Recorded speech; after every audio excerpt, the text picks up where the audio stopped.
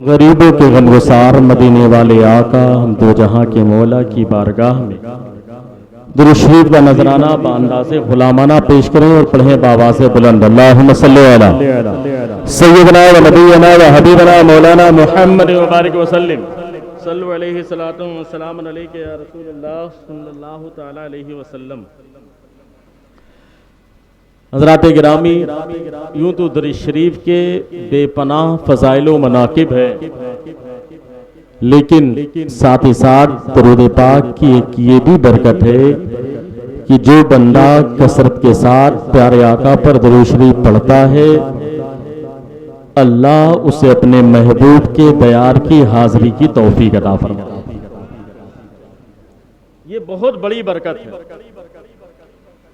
جو بندہ کثرت کے ساتھ درود پاک کا ورد کرتا ہے تو یوں تو فضائل و مناقب بے شمار ہیں، لیکن یہ بھی ایک برکت ہے کہ اسی کی برکت سے سرکار کی بارگاہ میں، سرکار کے دیار میں غلاموں کی حاضری بھی ہو جاتی ہے۔ بس اب یہیں پر چھوڑ دیجئے، اب آپ آ کر بیٹھ جائیے، نظامت کے فرائض اندام دیجیے۔ حضرات گرامی، آپ دیکھ رہے ہیں کہ ایک نورانی قافلہ جو ہماری نگاہوں کے سامنے موجود ہے، اور جو لوگ مدینہ جاتے ہیں وہ بہت ہی خوش نصیب ہوتے ہیں، ہے کہ نہیں؟ بہت ہی خوش نصیب ہوتے ہیں، ان پر خصوصی کرم ہوتا ہے۔ کیوں؟ اس لیے کہ جسے چاہا اپنا بنا لیا، جسے چاہا در پہ بلا لیا، جسے چاہا اپنا بنا لیا۔ یہ بڑے کرم کے ہیں فیصلے، یہ بڑے نصیب کی بات، یہ بڑے کرم کے ہیں فیصلے، یہ بڑے نصیب کی بات ہے۔ یہ کوئی بندے کی اپنی مرضی نہیں، بلکہ ہم تو نارمل انداز میں بھی ہماری خواہش اور چاہت یہی ہے، اور انداز بھی یہی ہے، اور آرزو اور تمنا بھی یہی ہے، اور ہمارا عقیدہ اور عقیدت بھی یہی ہے کہ وہی اجمیر جاتے ہیں جنہیں خواجہ بلاتے ہیں۔ تو جب سرکار کے غلاموں کے غلام کی بارگاہ میں بغیر ان کی مرضی کے غلام حاضر نہیں ہو سکتا، جو دونوں جہاں کا سردار ہے، جو رحمت للعالمین ہے، جو طٰہٰ و یاسین ہے، اس کی بارگاہ میں بندہ کیسے حاضر ہو سکتا ہے؟ یہ تو بڑے کرم کے ہیں فیصلے، یہ بڑے نصیب کی بات ہے۔ وہ بڑے خوش نصیب لوگ ہوتے ہیں جن کو دیار میں حاضری کا موقع ملتا ہے۔ دعا کریں کہ یہ لوگ حاضر ہوں اور ان کی حاضری ایسی ہو، دعا کریں کہ ان کی حاضری کے صدقے میں اللہ ہم سب کو بھی حاضری کی توفیق عطا فرمائے۔ حضرات گرامی، آئیے اسی کریم کی بارگاہ میں ایک مرتبہ اور بلند آواز سے درود شریف کا نذرانہ بانداز غلامانہ بآواز بلند اللہم صلی علی سیدنا و نبینا و حبیبنا مولانا محمد مبارک وسلم صلو علیہ الصلوۃ والسلام علیک یا رسول اللہ صلی اللہ تعالی علیہ وسلم۔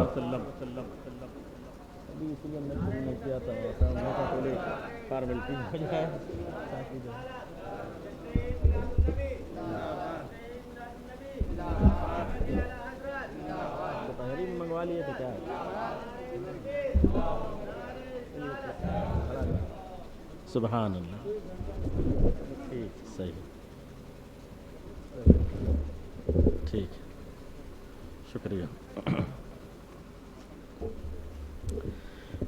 حضرات گرامی، ایک مرتبہ اور پڑھ لیجئے تاکہ پھر گفتگو کا آغاز ہو، چونکہ مجھے بھی پہلے میں نے بتایا کہ میری تقریر کا آدھا ٹائم تو اندر باہر میں ختم ہو گیا، آدھا ہی بچا ہے، اسے میں پیش کرنا چاہتا ہوں، کیونکہ سب جانتے ہیں کہ امام عشق و محبت کا عرص پاک ہے کہ نہیں؟ ایک مرتبہ بآواز بلند درود پاک پڑھیں اللہم صلی علی سیدنا و نبینا و حبیبنا مولانا محمد مبارک وسلم صلو علیہ الصلوۃ والسلام علیک یا رسول اللہ صلی اللہ تعالی علیہ وسلم۔ امام عشق و محبت کی بات آئی، قسم خدا کی شان بڑی نرالی ہے۔ جو لوگ مدینہ جاتے ہیں وہ بڑے خوش نصیب ہیں، اور مشہور زمانہ کلام ہے، میں اکثر پڑھتا ہوں، لیکن چونکہ یہ مناسبت ہے دو شعر میں پڑھ دوں۔ عتیق بھائی آپ کی جگہ پر میں پڑھ دیتا ہوں، اجازت ہے؟ مجھ سے پیشتر ہمارے قاری قربان صاحب قبلہ بہت ہی شاندار پڑھ رہے ہیں کہ نہیں؟ قرآن بھی شاندار پڑھتے ہوں گے، پڑھتے ہیں الحمدللہ، ہے کہ نہیں؟ میں تو بچپن سے جانتا ہوں الحمدللہ، اور نعت شریف بھی آپ نے سن لیا ہے۔ اب دو شعر میں پڑھتا ہوں، آواز نہیں بلکہ شعر آپ دیکھیں، ہے کہ نہیں؟ اور خاص طور سے ہمارے جو مہمان ہیں جانے والے، یہ ہمارے مہمان نہیں بلکہ سبحان اللہ مدینے کے مہمان۔ مولانا آواز سے سبحان اللہ کہہ دیجئے، ہاں تو اٹھا کے دی یا رسول اللہ، زندگی کا میری ہر لمحہ میں منور ہوتا، زندگی کا میری ہر لمحہ منور ہوتا. کب ہوتا؟ اب آپ ان سے پوچھئے، ان کے دل میں یہی آرزو ہے. ہمارے ایاز بھائی جا رہے ہیں فلاں، اور ہمارے حاجی صاحب کے داماد تشریف لے جا رہے ہیں. کیا نام ہے؟ سب لوگوں کا نام بھی مجھے یاد نہیں، صرف ایاز بھائی کا نام عفان بھائی. الحمدللہ حاجی صاحب کے صاحبزادے وہ بھی تشریف لے جا رہے ہیں، اور ماشاءاللہ پورا ایک قافلہ جا رہا ہے. ابھی ہمارے مولانا اعجاز صاحب قبلہ نے بتایا، جو کہ مکمل سرپرستی فرما رہے ہیں پروگرام کی. آپ نے فرمایا کہ تقریباً یہاں سے لے کے کنڈا تک 10 لوگ تقریباً ہے کہ نہیں؟ سبحان اللہ کہہ دیجئے. تو یہ سب خوش نصیب لوگ ہیں. اب ان کے دل میں کیا، ہم سب کے دل میں آرزو کیا ہے، وہ آپ شعر کی صورت میں سن لیجئے. زندگی کا میری ہر لمحہ منور ہوتا، زندگی کا میری ہر لمحہ منور ہوتا، زندگی کا میری ہر لمحہ منور ہوتا، زندگی کا میری ہر لمحہ منور ہوتا، زندگی کا میری ہر لمحہ منور ہوتا. کاش کاش سرکار کے کوچے میں میرا گھر ہوتا، کاش سرکار کے کوچے میں میرا گھر ہوتا، کاش سرکار کے کوچے میں میرا گھر ہوتا، کاش سرکار کے کوچے میں میرا گھر ہوتا. اور کیوں نہ منور ہوتا؟ عتیق بھائی کیوں نہ منور ہوتا؟ جانتے ہیں کیوں؟ آج صرف ایک سفر کے لیے ہمارے یہ برادران مدینہ شریف کی حاضری کے لیے جا رہے ہیں، تو اس کی برکت یہ ہے کہ گھر بھی پرنور ہے، گھر بھی پرنور ہے، چہرے پر بھی نور ہے، فضا بھی معمور ہے، چاروں طرف نور ہی نور ہے. ہمیں جب معاملہ یہ ہے کہ صرف ایک مرتبہ حاضری کا موقع آیا تو محلے سے لے کر گھر گھر سے لے کر کے ایئرپورٹ سے لے کر کے پورا راستہ نور ہی نور. اگر وہاں پر گھر ہوتا تو آپ سوچیں کتنا منور ہوتا انسان، کتنا تابناک ہوتا انسان، کتنا کامیاب ہوتا انسان، کتنا قسمت والا انسان ہوتا. حضرات گرامی اسی لیے کہنے والے نے کہا زندگی کا میری ہر لمحہ منور ہوتا، کاش سرکار کے کوچے میں میرا، کاش سرکار کے کوچے میں میرا گھر ہوتا. اور یہ کوئی معمولی شرف نہیں، بہت بڑی بات آ گئی تھی بریلی کی. جانتے ہیں بریلی شریف تو وہ جگہ ہے کہ وہاں سے ایک آواز آئی تھی، جو یاد مصطفیٰ سے دل کو بہلایا نہیں کرتے، حقیقت میں وہ لطف زندگی پایا نہیں. وہی بریلی ہے. وسیم بریلوی نے کہا تھا، سوکھے پیڑ پر ثمر آ رہے ہیں، ایسا لگتا ہے خیر البشر آ رہے ہیں. وہ بریلی شریف ہے. کہا تھا بریلی کے امام نے، اور آواز آئی، اللہ کی سرتابہ قدم شان ہے یہ، انسان نہیں انسان وہ انسان ہے یہ. قرآن تو ایمان بتاتا ہے انہیں، ایمان یہ کہتا ہے میری جان ہے یہ. وہ بریلی کی بات ہے، وہی بریلی شریف ہے. اور ایک وہاں کے شاعر گزرے ہیں، نام ہے کرامت علی شہیدی. کیا نام ہے؟ کرامت علی شہیدی نام تھا. بڑے دن سے تمنائیں مچل رہی تھی ان کے دل میں، اور یہ تمنا تھی کہ کاش وہ وقت آئے کہ مدینہ شریف میری حاضری ہو. وہ نعت شریف پڑھتے تھے. نعت شریف کا ایک شعر تھا، تمنا ہے درختوں پر تیرے روزے کے جا بیٹھے، قفس جس وقت ٹوٹے طائر روح مقید کا. تھوڑا ہارڈ شعر ہے، گنگا پور کے ہر انسان کے بس کی بات نہیں اسے سمجھنا، لیکن میں اس کو واضح کر دیتا ہوں. شعر کیا تھا؟ تمنا ہے درختوں پر تیرے روزے کے جا بیٹھے، قفس جس وقت ٹوٹے طائر روح مقید کا. یا رسول اللہ، میری آرزو یہی ہے کہ جب میری روح قفس انصری سے پرواز کرے، میرا انتقال ہو، تو موقع ایسا ہو کہ سامنے روضہ رسول ہے، گنبد خضرا کے سامنے میں پہنچوں، میری روح قفس انصری سے پرواز کر جائے. اور نہ جانے کتنے عاشقوں نے یہ دعا کی، اور نہ جانے کتنے عاشق ایسے ہیں جن کی دعائیں اللہ کی بارگاہ میں قبول بھی. اور وہ کتنے خوش نصیب ہیں کہ جو روضہ رسول پر جن کا دم نکل جائے اور ان کو جنت البقیع جیسا مدفن مل جائے. بلند آواز سے سبحان اللہ کہہ دیجئے. جنت البقیع کوئی معمولی جگہ نہیں ہے. اچھا، جنت البقیع کا جو ایریا ہے آپ دیکھیں گے سرکار کا روضہ ہے اور جہاں سے وہ مسجد نبوی کا جو احاطہ ہے وہ ختم ہوتا ہے، وہیں سے جنت البقیع کی حد شروع ہو جاتی ہے.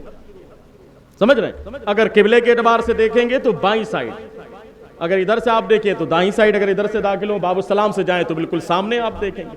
اور سرکار کے روضے کے اعتبار سے دیکھیں، اگر قبلے کے اعتبار سے آپ ایسے کھڑے ہوں تو بائیں سائڈ میں جنت البقیع.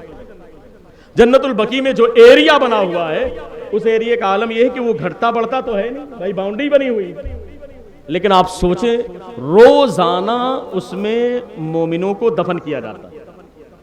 روز کوئی نہ کوئی دفن ہوتا ہے، کوئی نہ کوئی نہیں، نہ جانے کتنے دفن ہوتے ہیں، کتنے لوگوں کی فرمائش ہوتی ہے، کتنے لوگ باقاعدہ پرمیشن لیتے ہیں وہاں دفن ہونے کی، کیونکہ ہر آدمی کو دفن بھی نہیں کیا جاتا. وہاں جانے کے بعد اگر انتقال ہو تو ضروری نہیں کہ سب کو جگہ مل جائے.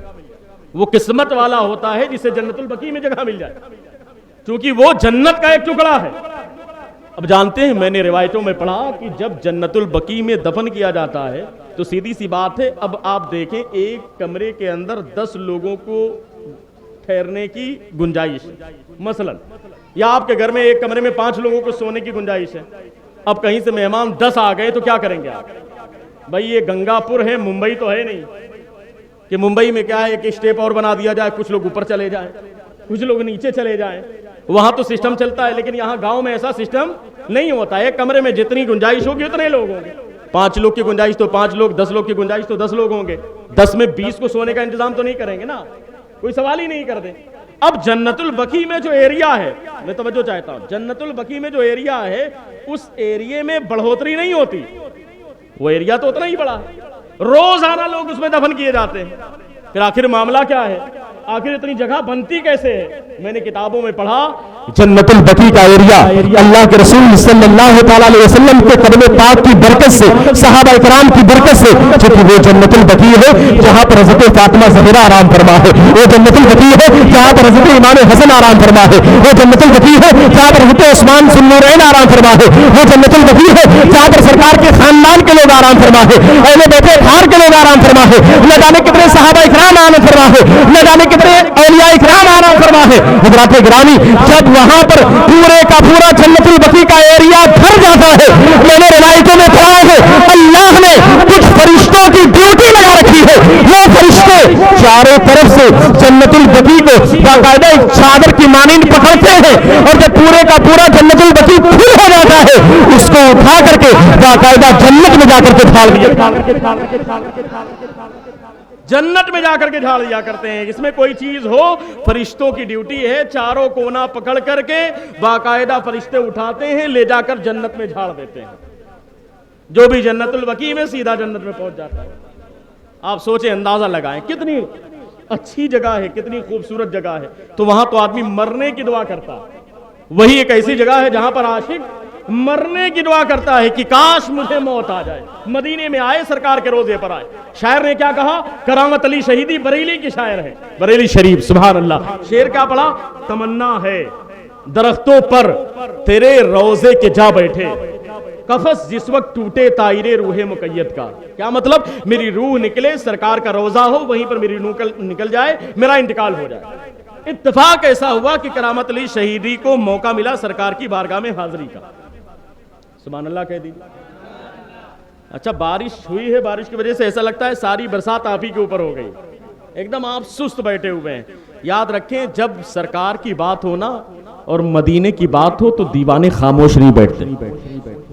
ایسا کیسے ہو سکتا ہے کہ شمع جلے اور پروانے اپنی جان نہ دیں؟ اور ہمارے لیے تو کچھ نہیں، جو کچھ بھی ہے سرکار ہی کی ذات، کیونکہ نہ طاعت پر، نہ تقوی پر، نہ زہد و اتقاء پر ہے. ہمارا ناز جو کچھ ہے محمد مصطفیٰ پر ہے صلی اللہ تعالی وسلم. ہمارا تو سارا معاملہ وہی ہے. تو اس لیے حضرات گرامی دیوانے خاموش نہیں بیٹھتے. اب آپ سنیں، شعر پڑھا، تمنا ہے درختوں پر تیرے روضے کے جا بیٹھے، قفس جس وقت ٹوٹے طائر روح مقید کا. کرامت علی شہیدی کو موقع ملا.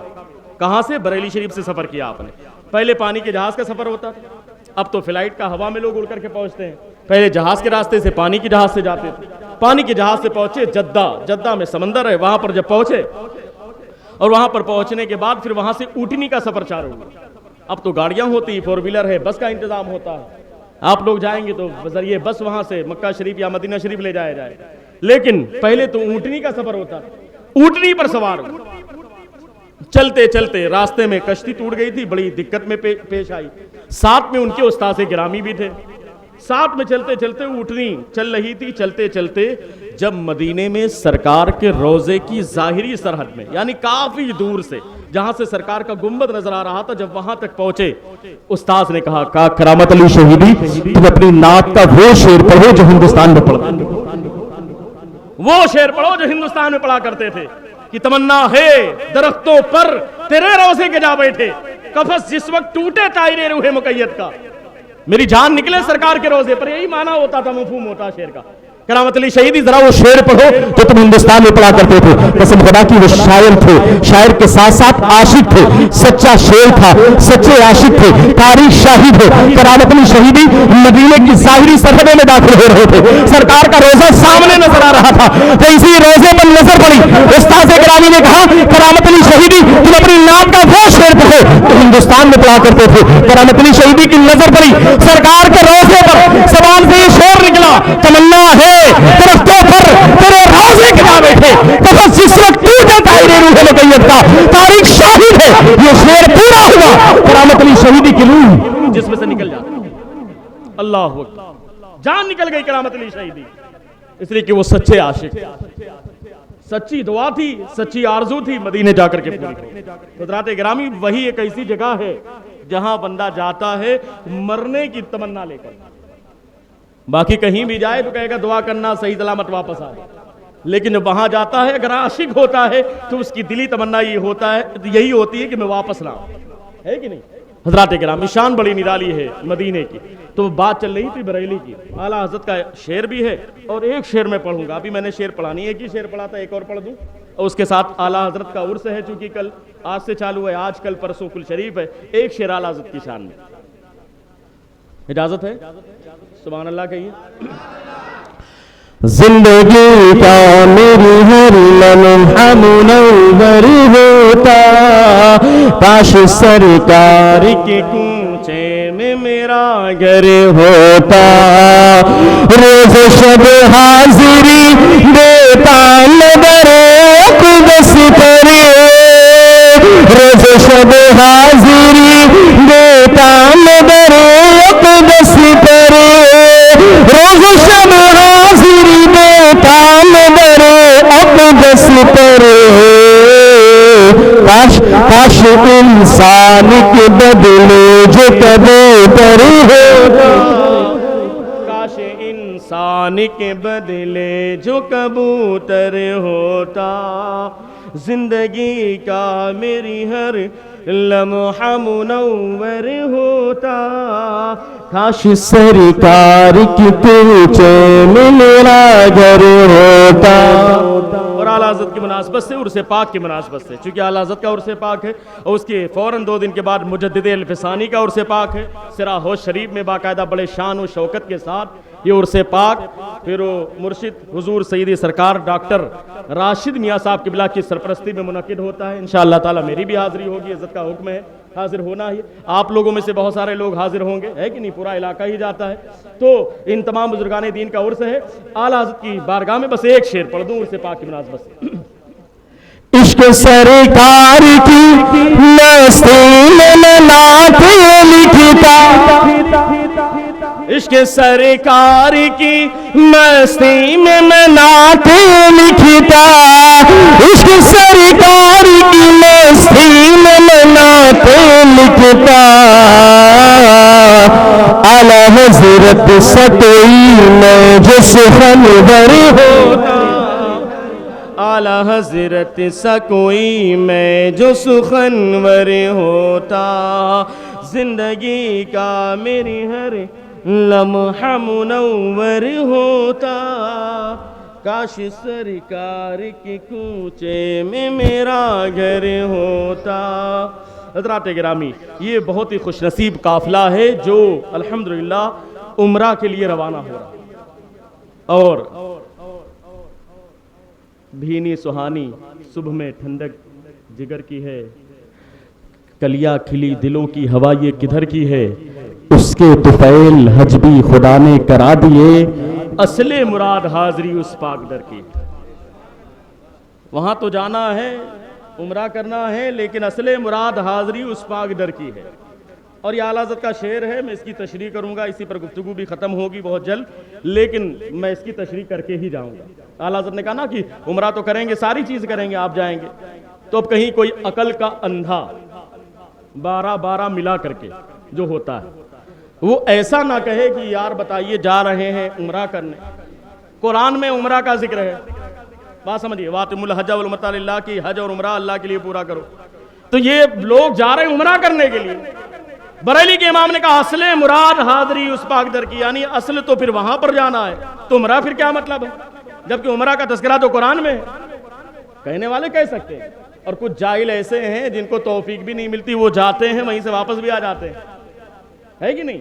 کیونکہ سیدھی سی بات ہے, دل میں اگر محبت رسول نہیں ہے تو سیدھی سی بات ہے, اسی میں ہو اگر خامی تو سب کچھ نامکمل, کوئی چیز کام میں آنے والی نہیں. تو کہیں ایسا نہ ہو کسی کے دماغ میں خیال آ جائے کہ اعلیٰ حضرت نے یہ کیوں کہا اصل مراد حاضری اس پاک در کی ہے. تو اس کو میں سمجھا کر کے جاؤں گا, لیکن اس سے پہلے آپ سنیں, واتم الحج والعمرۃ للہ کہ حج اور عمرہ کو اللہ کے لیے پورا کرو. تو حضرات گرامی, جو لوگ عمرہ کرنے جانے والے ہیں یا حج کی سعادت جنہیں ملتی ہے, یہ بہت ہی خوش نصیب لوگ. خانہ کعبہ جا کر کے دیکھنا اور اس کا طواف کرنا, وہاں کھڑے ہو کر کے نماز ادا کرنا, یہ قسمت والوں کی بات, نصیب والوں کی بات. چونکہ وہاں پر جا کر کے کھڑے ہو کر کے اگر کوئی بندہ صرف پہنچے اور پہنچنے کے بعد خانہ کعبہ کو دیکھے, تو دیکھنے کا مطلب یہ ہے کہ اگر جا کر کے نماز پڑھیں تو اس بندے کو تقریباً 60 نیکیاں ملتی ہے. اگر جا کر کے بندہ وہاں پر خانہ کعبہ کا طواف کرے تقریباً اس کو 40 نیکیاں ملتی ہیں. لیکن اگر بندہ صرف بیٹھا رہے, کچھ نہ کرے, خانہ کعبہ کی زیارت کرتا رہے, تب بھی اللہ اس کے نامہ اعمال میں 20 نیکیاں لکھے. یعنی عبادت ہی عبادت ہے. وہاں پر طواف کرنا وہ بھی عبادت ہے, خانہ کعبہ کا چکر لگانا عبادت ہے, نماز پڑھنا عبادت ہے, خانہ کعبہ کی زیارت کرنا یہ بھی عبادت ہے. اور حضرات گرامی سنیں, خانہ کعبہ کی زیارت کی آپ نے, اور خانہ کعبہ کی زیارت کرتے وقت آپ دیکھیں گے کہ جب بندہ جائے گا عمرہ کرنے کے لیے تو یہ دعا کرے گا, اللہم انی ارید العمرۃ فیسرھا لی وتقبلھا منی. یہ دعا پڑھے گا کہ مولا میں نے عمرے کا ارادہ کیا, اس عمرے کو میرے لیے آسان فرما دے اور میری جانب سے اسے قبول فرما لے. اور جانے کے بعد وہ کہاں جائے گا؟ بالکل حجر اسود کے سامنے جا کر کے کھڑا ہو. احرام تو باندھ کر کے نکلیں گے, لکھنؤ ہی سے آپ احرام پہن لیں گے. پہنچنے کے بعد آپ سب سے پہلا کام یہی کریں گے, اگر آپ مکہ شریف جا رہے ہیں تو احرام یہیں سے پہن کر کے جائیں گے. اور آپ لوگ کہاں جا رہے ہیں؟ پہلے کہاں جا رہے ہیں؟ پہلے مکہ شریف جائیں گے. تو سیدھی سی بات ہے, احرام آپ لکھنؤ میں پہن کر کے جائیں گے. کچھ لوگ ہو سکتا ہے گھر میں پہن لیں, ورنہ ایئرپورٹ پر بہرحال انتظام ہوتا ہے کہ نہیں؟ اب تو بڑا ایئرپورٹ بن گیا ہے لکھنؤ کا بھی, تو آپ پرانا ایئرپورٹ تو بند ہو چکا ہے, نیا ایئرپورٹ چالو ہے, وہاں پر انتظام ہے. نماز پڑھنے کا بھی الحمدللہ نماز ہال بھی بنا ہوا ہے, وضو خانہ بھی بنا ہوا ہے, اب کوئی دقت نہیں ہے. پرانے ایئرپورٹ پر دقت تھی لیکن نئے پر کوئی دقت نہیں ہے الحمدللہ. تو کہنے کا مطلب کہ آپ احرام پہن کر کے جائیں. اب احرام پہن کر کے گئے آپ, اور احرام پہننے کے بعد پھر آپ کو جب عمرہ کرنا ہے تو آپ حجر اسود کے پاس کھڑے ہوں گے. اب تو وہاں پر سامنے گرین لائٹ بھی لگی ہوئی ہے, ہری لائٹ لگی ہے. داہنی طرف آپ دیکھیں گے ہری لائٹ ہے, بائیں طرف آپ دیکھیں گے تو حجر اسود ہے, بائیں طرف حجر اسود ہوگا, وہیں سے آپ شروع کریں گے. حضرات گرامی, وہاں سے شروع کرنے کے بعد جب آپ چکر لگائیں گے تو حجر اسود سے شروع کرنا ہے اور حجر اسود پر ہی آ کر کے ختم کرنا. اور اس بات کا خیال رکھنا ہے کہ حجر اسود کو چومنا بہرحال ثواب کا کام ہے.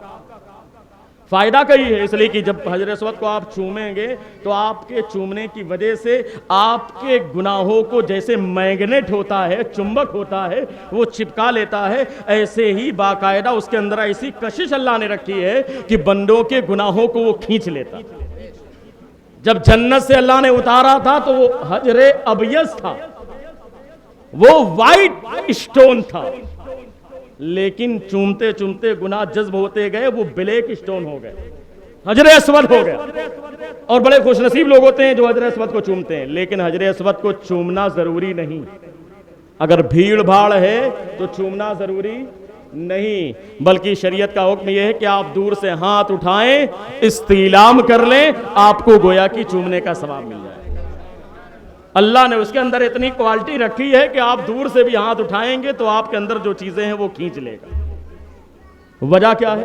اس لیے کہ حجر اسود کو چومنا فرض نہیں، حجر اسود کو چومنا واجب بھی نہیں، لیکن اگر آپ جائیں گے اور جانے میں چونکہ حجر اسود کو بڑا دھکا مکی کا معاملہ ہو جاتا، میں نے اپنی آنکھوں سے دیکھا، میری خود اتفاق سے حاضری ہوئی اور اللہ کے کرم سے سرکار کی بارگاہ میں اور سرکار کے وسیلے سے 3 مرتبہ سفر کیا میں نے مدینہ شریف کا، لیکن ایک ہی مرتبہ ایسا اتفاق ہوا کہ میں حجر اسود کے قریب گیا، ورنہ حالات پہلے اس وقت میں گیا تھا، آج سے تقریباً 10 سال پہلے کی بات، اس وقت اتنی بھیڑ نہیں ہوتی، اب تو عمرہ کرنے والوں کی بہت بھیڑ ہوتی ہے، ہمیشہ بھیڑ ہوتی، تو آپ سیدھی سی بات، آپ جائیں گے کسی کو دھکا دیں گے تو مسئلہ یہ ہے شریعت کا کہ ایذائے مسلم حرام ہے، آپ کو اپنے ہاتھ سے کسی کو تکلیف دینا یہ ناجائز و حرام ہے، آپ کسی کو دھکا ماریں کسی کو تکلیف دیں یہ ناجائز حرام ہے، اور اس کو چومنا یہ سنت ہے، تو سنت کے چکر میں حرام کام نہ ہو جائے،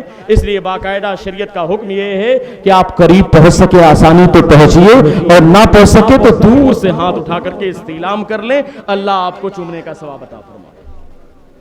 اور ہم تو اسی عقیدے کے ہیں جو ہمیں بتلا دیا گیا، جو شریعت کا حکم ہے تو ہمیں اس پر یقین ہے، ایسا بھی نہیں کہ نہیں چومنا ہی پڑے گا، لوگ دھکا مکی چوٹ لگ جاتی ہے، لوگ گر جاتے ہیں، میں نے اپنی آنکھ سے دیکھا، لیکن بس ہوتا ہے کہ وہاں پر تو جیسے لگتا ہے مقابلہ چل رہا ہے، تو یہ نہیں بلکہ ادب کا خیال رکھنا، اس لیے کہ آپ جس گھر کے سامنے ہیں وہاں پر ادب کے ساتھ رہنا ہے، اس لیے کہ یار ذرا سوچے تو صحیح، ہماری تو آنکھیں بھی اس لائق نہیں ہے کہ ان آنکھوں سے خانہ کعبہ کا دیدار کر سکے، ہمارے تو جسم اس لائق نہیں ہے کہ خانہ کعبہ کا طواف کر سکے، ہم نے اپنے قدموں کے ذریعے نہ جانے کتنے گناہ کیے ہوں گے، اپنے ہاتھ کے ذریعے نہ جانے کتنے گناہ کیے ہوں گے، اپنے ان آنکھوں کے ذریعے نہ جانے کتنی غلط اور فحش تصویریں دیکھی ہوگی، لیکن آج وہ موقع آیا ہے کہ اللہ کے گھر کے طواف کے لیے ہم حاضر ہوئے ہیں، اپنی آنکھوں کو شرم سے جھکانا ہے، شرمندہ ہو کر کے اللہ کی بارگاہ میں حاضر ہونا ہے اور گریہ وزاری کرنا ہے، اور یاد رکھنا جو اللہ کی بارگاہ میں جتنی گریہ وزاری کرتا ہے، جتنا ندامت سے کام لیتا ہے، اللہ اس کی عبادت کو اتنے اچھے انداز میں قبول فرماتا ہے،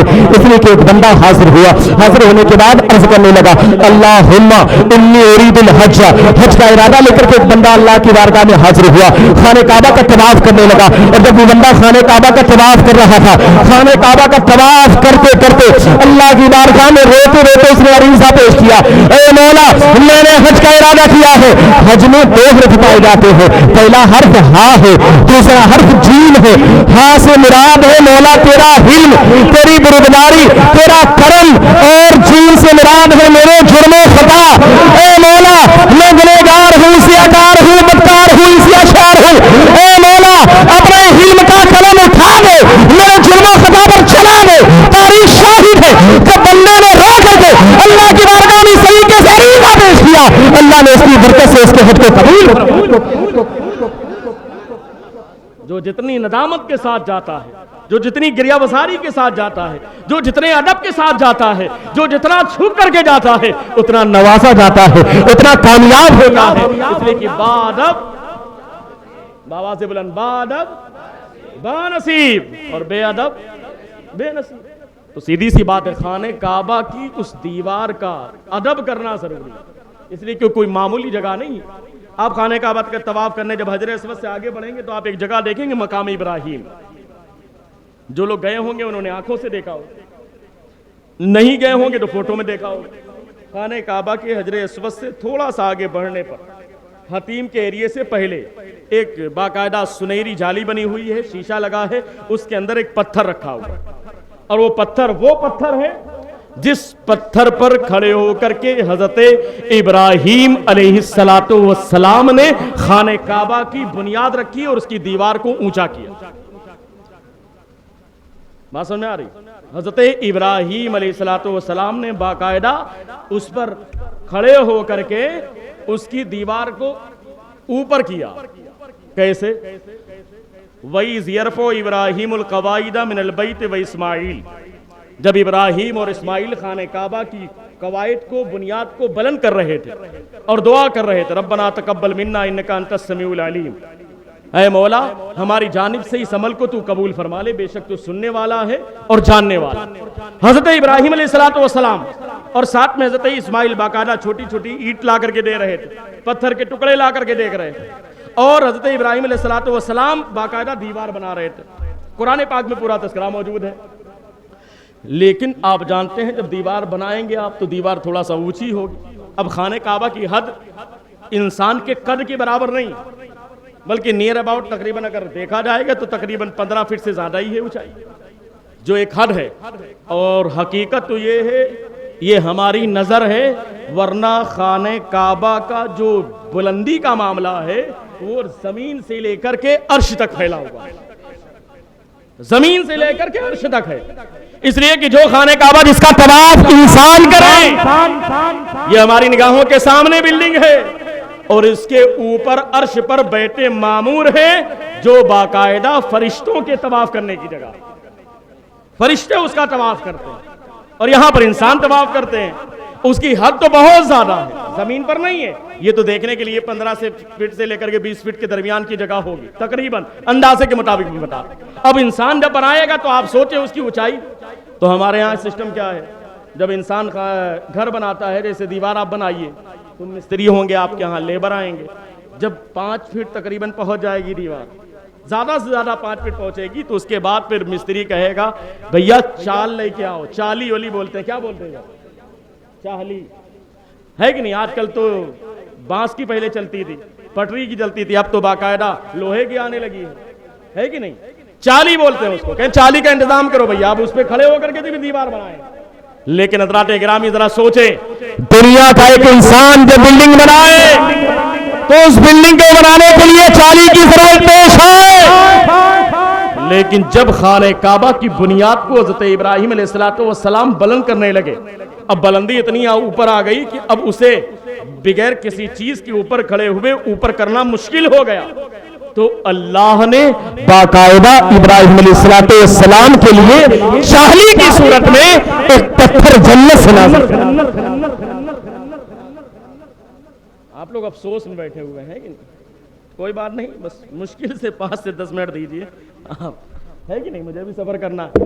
تو چونکہ تقریر کی نہیں جاتی, تقریر کروائی جاتی ہے 12 کے بعد, خاص طور سے 12 بج چکے ہیں, تو آپ سنیں گے تبھی میں سناؤں گا, ورنہ زبردستی انرجی ضائع کرنے سے کوئی مطلب نہیں. کیونکہ بریلی شریف میں جانتے ہیں آپ کتنا بڑا مجمع ہوتا ہے, پھر وہاں پر بیان کرنا ہے, تو اس لیے اچھا ہے کہ انرجی میری باقی رہے. کل کا وہاں کا عرس پاک ہے. حضرات گرامی اب سنیں آپ, چالی ہمارے لیے حضرت ابراہیم علیہ السلام کے لیے جنت سے پتھر آیا, اسی پتھر پر کھڑے ہو کر کے حضرت ابراہیم علیہ السلام نے باقاعدہ خانہ کعبہ کی دیوار کو بلند کیا. اور اس پتھر کی شان یہ تھی, اللہ کا کرم تھا, جنت کا پتھر تھا. جیسے جیسے دیوار اونچی ہوتی بلند ہوتی جاتی, چالی کو تو اٹھانا پڑتا ہے, لوہے والا ہو تو اوپر کرو, اپ کرو, ڈاؤن کرو, اگر بانس والی ہے تو باندھو, بڑا کرو. لیکن جنتی پتھر دیوار بلند ہوتی جاتی, اللہ کے کرم سے پتھر بھی بلند ہوتا چلا, پتھر بھی بلند ہوتا چلا جاتا. جیسے جیسے خانہ کعبہ کی دیوار بلند ہوتی وہ پتھر بلند ہوتا. اسی پر حضرت ابراہیم علیہ السلام کھڑے ہو کر کے خانہ کعبہ کی دیوار. آپ ذرا سوچیں, خانہ کعبہ کی بنیاد کو بلند کرنے کے لیے اللہ نے کتنا شاندار انتظام کیا.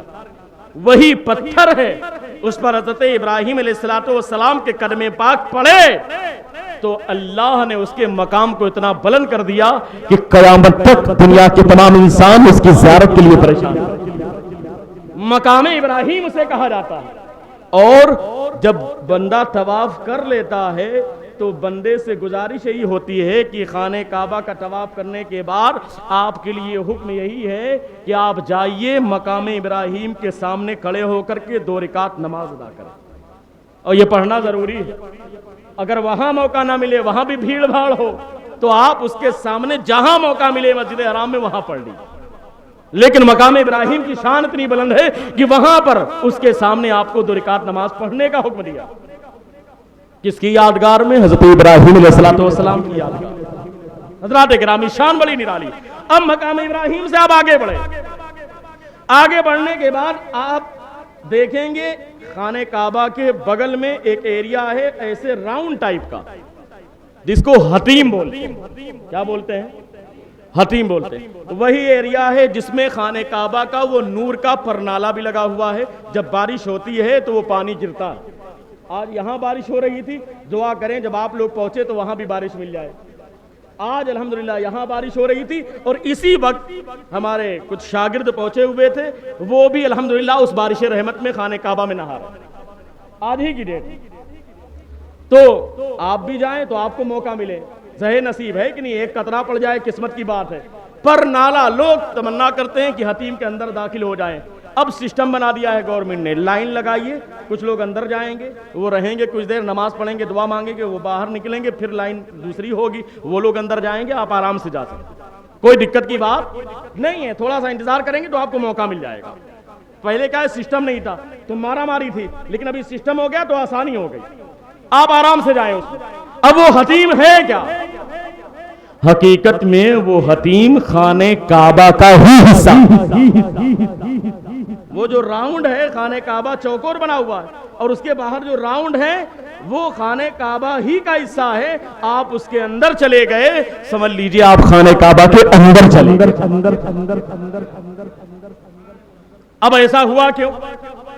ایک وقت تھا سرکار کے دور میں جب خانہ کعبہ کی بنیاد گری، بارش کی بنیاد پر دوبارہ بنیاد اس کو بڑھایا گیا، لیکن اس وقت پیسے اتنے اکٹھا نہیں ہو پائے تھے کہ بنیاد کو بڑھایا جاتا، لہٰذا خانہ کعبہ کی بنیاد جہاں پر پہلے تھی وہیں سے دوبارہ شروع کر دیا گیا۔ اللہ کے رسول صلی اللہ تعالی وسلم نے فرمایا کہ اگر ابھی نئی نئی قوم مسلمان نہ ہوتی تو میں بنیاد کو پھر سے وہیں سے بنا دیتا جہاں سے حضرت ابراہیم نے بنیاد رکھی تھی، لیکن اگر میں یہاں سے بناؤں گا تو نئے نئے مسلمان ہیں، لوگ کہیں گے خانہ کعبہ تو یہاں تک تھا، یہ بڑھا دیا گیا ہے، تو لوگوں کے کچھ نہ کچھ شکوک و شبہات پہ پڑ جانے کا خطرہ ہے اے عائشہ، اس لیے میں نے بنیاد پھر سے وہیں سے اٹھا دیا۔ یہ تو ایک وجہ تھی اس وقت، اور اس میں جو حکمت تھی جو مجھے سمجھ میں آئی ہے اللہ کے کرم سے، وہ حکمت میں آپ کو بتا دیتا ہوں۔ حکمت سنا دوں آپ کو، آپ سو جائیے لیکن سن کے سو جائیے، ہے کہ نہیں، کوئی دقت کی بات نہیں، سنیں آپ۔ خانہ کعبہ کی بنیاد جو چوکور حصہ ہے جسے آپ دیکھتے ہیں، اس کے بغل میں راؤنڈ والا حصہ، بھئی تقریر تو ہمیشہ سنتے ہیں، کچھ کام کی بات بھی آپ سن لیں، کیونکہ موقع ایسا ہے اگر اس کو چھوڑ کر کوئی اور بات کریں تو پھر بات بنتی نہیں ہے کہ نہیں، ورنہ کہیں کہیں راجدھانی ایکسپریس والی تقریر مجھے بھی آتی ہے، لیکن ابھی ضرورت نہیں کہ اس کو میں کروں، ابھی ضرورت اس بات کی کچھ کام کی بات آپ سمجھ۔ اب خانہ کعبہ کے جو راؤنڈ والے حصے کو جسے حتیم آپ کہتے ہیں، اسے چھوڑا کیوں گیا؟ جو حکمت مجھے سمجھ میں آئی میری عقل کی بنیاد پر اور تھوڑے سے علم کی بنیاد پر، وما اوتیتم من العلم الا قلیلا کی بنیاد پر، اللہ فرماتا ہے جو علم تمہیں دیا گیا تھوڑا سا علم دیا گیا، اس تھوڑے کو اگر میں کمپرومائز کرتا ہوں اور دیکھتا ہوں تو جو بات مجھے سمجھ میں آئی میں آپ تک پہنچانا چاہتا ہوں۔ وہ بات کیا ہے؟ خانہ کعبہ کا چوکور حصہ جو ہے حجر اسود کے بغل میں باب کعبہ ہے، دروازہ ہے خانہ کعبہ کا، اور آپ دیکھتے ہوں گے فوٹو میں کہ کبھی کبھی وہ دروازہ کھلتا ہے اور اس کے اندر لوگ جاتے ہیں، لیکن آپ جانتے ہیں اس میں جاتا کون ہے؟ اس میں وہی شخص داخل ہو سکتا ہے جسے گورنمنٹ کی طرف سے پرمیشن ملتی ہے، بلکہ گورنمنٹ والے جسے دعوت دیتے ہیں اسی کو خانہ کعبہ کے اس دروازے سے اندر جانے کا موقع ملتا ہے، یا تو وہاں کے لوگ ہوتے ہیں یا باہر کے لوگ جن کو دعوت دیتی ہے گورنمنٹ اور مہمان بنا کر کے بلاتی ہے وہ جاتے ہیں۔ جس طریقے سے پیر و مرشد حضور تاج الشریعہ کو موقع ملا تھا اور باقاعدہ دعوت پر وہ گئے تھے اور باقاعدہ خانہ کعبہ کا دروازہ کھلا اور حضور تاج الشریعہ خانہ کعبہ کے اندر گئے، یہ تو شان نرالی ہے کہ نہیں؟ حضور تاج الشریعہ کو اللہ نے نوازا تھا کہ وہ موقع ملا، لیکن آپ کو کیا لگتا ہے تاج الشریعہ کا کوئی مرید اندر گیا؟ کسی کے بارے میں آپ نے سنا؟ بھائی تاج الشریعہ تو گئے، اللہ نے ان کو نوازا تھا، شان ہی بلند تھی، علم کے اعتبار سے، عمل کے اعتبار سے، تقوی کے اعتبار سے، پرہیزگاری کے اعتبار سے، فتوے کے اعتبار سے، ہر اعتبار سے دیکھیں تو حضور تاج الشریعہ کی ذات لاجواب نظر آتی ہے، شاندار نظر آتی ہے، لیکن کیا آپ نے سنا کہ حضور تاج الشریعہ کا کوئی مرید خانہ کعبہ کے اندر گیا؟ اچھا چلیے اگر کوئی چلا بھی جائے تو شاید ایک چلا جائے، دو چلا جائے، حضور تاج الشریعہ کے تو لاکھوں مرید، نہ جانے کتنے لاکھ مرید پوری دنیا میں، خاص طور سے انڈیا میں، لیکن ابھی تک کوئی ایک کے بارے میں میں نے سنا نہیں۔ چلیے ایک دو چلے جائیں، بڑی بات نہیں، ہو سکتا ہے موقع مل جائے، اللہ کا کرم ہو جائے، کوئی سی صورت نکلے چلے جائیں، لیکن باقی لوگ جو ہیں ان کے دل میں بھی تو ارمان ہوگا نا کہ خانہ کعبہ کے اندر ہم بھی جائیں، ہم بھی خانہ کعبہ کے اندر جائیں۔ بھائی کون نہیں جانا چاہتا؟ ہر آدمی چاہتا ہے کہ خانہ کعبہ کے اندر جانے کا موقع ملے۔ اللہ کے محبوب صلی اللہ تعالی علیہ وسلم کا کرم دیکھیں کہ اللہ کے رسول صلی اللہ تعالی علیہ وسلم نے خانہ کعبہ کی بنیاد جب اپنے دور میں رکھی تو بنیاد کو وہیں پر رکھا اور جو خانہ کعبہ کا دوسرا ایریا تھا اسے چھوڑ دیا. کیوں؟ اس لیے کہ اللہ کے رسول صلی اللہ تعالی علیہ وسلم تو یہ جانتے ہیں کہ میری امت میں, امت محمدیہ میں اللہ جانے کیسے کیسے امتی ہوگے, کچھ ایسے خوش نصیب امتی ہوگے جن کے اوپر اللہ کا خصوصی انعام ہوگا. وہ خانہ کعبہ کے اندر داخل ہو جائیں گے, ان کو خانہ کعبہ کے اندر انٹری مل جائے گی, ان کا نصیبہ بلند ہوگا, وہ خانہ کعبہ کے دروازے سے اندر جاتے ہوئے نظر آئیں گے. لیکن میری اسی امت میں, امت محمدیہ میں اللہ جانے کیسے کیسے امتی ہوگے جس کے دل میں تمنا ہوگی, جن کے دل میں آرزو ہوگی کاش مولا یہ موقع آتا کہ خانہ کعبہ کے اندر ہمارا بھی داخلہ ہو جاتا, خانہ کعبہ کے اندر ہماری بھی انٹری ہو جاتی. اللہ کے رسول صلی اللہ علیہ وسلم کا کرم دیکھے اور اللہ کے رسول صلی اللہ علیہ وسلم کا یہ احسان امت محمدیہ پر دیکھے کہ خانہ کعبہ کی بنیاد کو وہیں سے بلند کر دیا اور خانہ کعبہ کے اس ایریے کو چھوڑ دیا. اس لیے جسے حکومت دعوت دے وہ دروازے کے ذریعے اندر چلا جائے, جسے دعوت نہ ملے, اگر میری امت کا کوئی غریب امتی ہے اس کے دل میں تمنا ہو کہ وہ خانہ کعبہ کے اندر چلا جائے, وہ حدید کے اندر چلا جائے, وہ خانہ کعبہ کے اندر چلا جائے, اس کی تمنا پوری ہو جائے گی. اس لیے کہ ثواب برابر ملے گا, چاہے دروازے سے اندر جائے, چاہے حتیم کے اندر گھیرے کے اندر چلا جائے, ثواب میں کم نہیں ہے. دونوں خانہ کعبہ کا سیم حصہ ہے. لیکن یہ اللہ کے رسول کا کرم ہے کہ سارے امتیوں کا خیال رکھتے ہوئے اللہ کے رسول صلی اللہ تعالی وسلم نے اس ایریے کو چھوڑ دیا تاکہ میری امت کا کوئی غریب امتی یہ تمنا نہ کرے کاش میرے لیے دروازہ کھلتا, کاش میرے لیے موقع ملتا. نہیں, آؤ, آج تو موقع ملا ہے. آج خانہ کعبہ کے اندر جانا چاہتے ہو, حتیم کے اندر آ جاؤ, گویا کہ تم نے خانہ کعبہ کے اندر حاضری دے. حضرات گرامی, یہ بہت ہی خوش نصیبی ہوتی ہے اور بہت ہی اچھا موقع ہوتا ہے کہ بندے کو یہ موقع ملے, اور اسے اگر وہ مس کر جائے تو پھر عجیب و غریب بات ہوئی. تو آپ تھوڑا سا ٹائم نکالیں گے اور ٹائم نکال کر کے حتیم کے اندر چلے جائیں گے, وہاں جا کر کے آپ نماز پڑھیں, دعا کریں, انشاءاللہ تعالی آپ کے وہاں جانے میں خانہ کعبہ کے اندر جانے کا ثواب آپ کو مل جائے. آگے بڑھیں گے, رکن عراقی ہے, اس کے آگے بڑھیں گے کونے پر رکن یمانی ہے, وہاں پر دیکھیں گے خانہ کعبہ کا غلاف تھوڑا سا ہٹا رہتا ہے. اس ایریے کے قریب جائیں اور وہاں جانے کے بعد کوشش کریں کہ آپ اس پر باقاعدہ مسا کریں. کچھ ایریا خانہ کعبہ کا ہٹا رہتا ہے, رکن یمانی یعنی حجر اسود سے پہلے والا حصہ. جب آپ کا پورا طواف پورا ہونے والا رہے گا ایک چکر, تو پورے ہونے سے پہلے جو حصہ کونا آئے گا اسے بولتے ہیں رکن یمانی.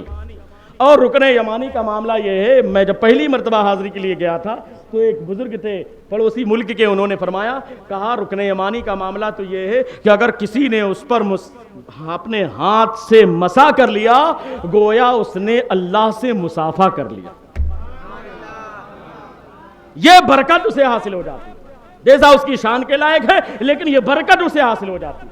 جیسے اللہ کے رسول صلی اللہ تعالی وسلم نے ارشاد فرمایا, جو کوئی کسی عالم سے مصافحہ کرنے کے لیے آتا ہے, اگر وہ عالم بعمل ہے, اس سے مصافحہ کیا گویا اس نے مجھ سے مصافحہ کر لیا. تو اسی طریقے سے باقاعدہ روایتیں ملتی ہیں کہ رکن یمانی کو آپ نے مسا کر لیا گویا اللہ سے مصافحہ کر لیا. اور رکن یمانی سے حجر اسود کے درمیان آپ دعائیں پڑھتے رہیں, اور سب سے بہتر جو دعا ہے آپ خانہ کعبہ کا طواف کریں. دعائیں بہت ساری ہیں, کتابوں میں موجود ہے, لیکن بہتر یہ ہے کہ آپ درود پاک پڑھتے رہیں. جو ہمارے صوفیاء نے فرمایا بہتر یہ کہ درود پاک پڑھتے رہیں. رکن یمانی سے حجر اسود کے درمیان آپ ربنا آتنا فی الدنیا حسنہ وفی الآخرۃ حسنہ وقنا عذاب النار, یہ دعا اور یہ آیت کریمہ پڑھتے رہیں.